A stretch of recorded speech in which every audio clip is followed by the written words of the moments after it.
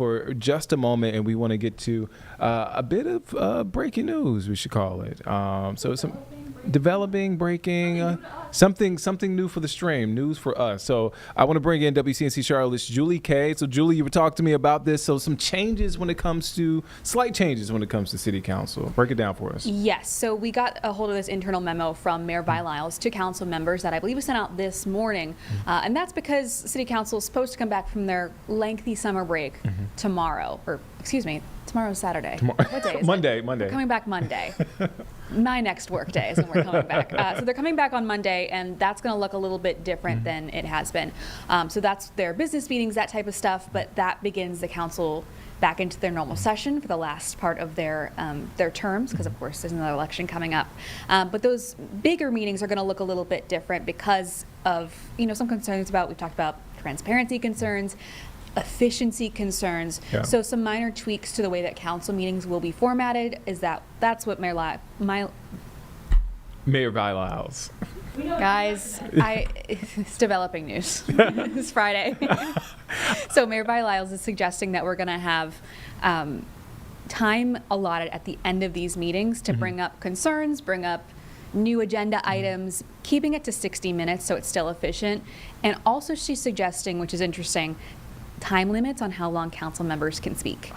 That is something that actually the Board of Commissioners does, so that's definitely not out of the question, but that would be a 3-minute time limit so that people aren't just rambling on and on and on and fighting back and forth.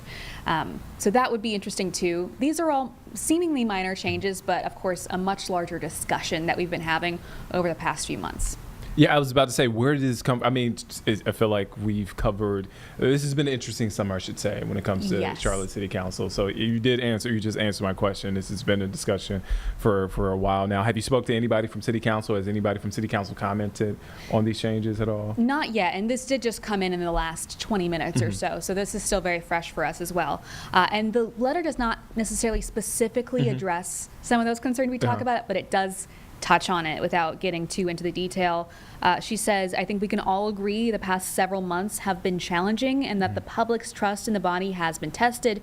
We all owe it to each other and our community to finish our current terms the best way we can. So that's, of course, addressing some of the controversy without getting into it.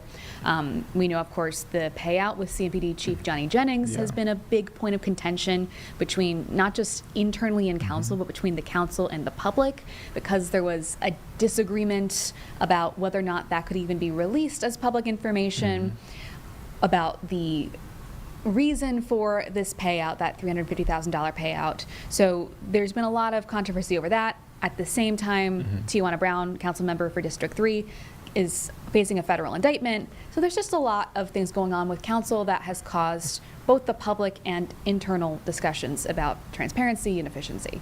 Well, it looks like new month, new changes for Charlotte City Council. Julie, are you going to be tracking this throughout the day? I know you're working on a separate story, but are you also doing this on top of the story that you're working on, the energy bill? Yes, we're going to reach out to some of those council members you mentioned to get their response to this. Of course, I'll probably see them on Monday as we get back to those business meetings. I know we're going to have a budget meeting that I'll probably be covering then. So if we don't hear from them today, we'll hear from them Monday. I believe I'll be in either the 4 or the 5 on this story, and then 6 on an entirely separate story. And depending on how, Julie, your day shakes out, you might be back here for a separate story that you're tracking. You might. You know what? Based on the way that this hit started, maybe I should not, because I got the day wrong, I got the names wrong. We're fine now. We're back on track. Well, here's the thing, Julie, we still have faith in you. So Julie K with developments there on Charlotte City Council. Julie, thank you for your time. Thank you. All right.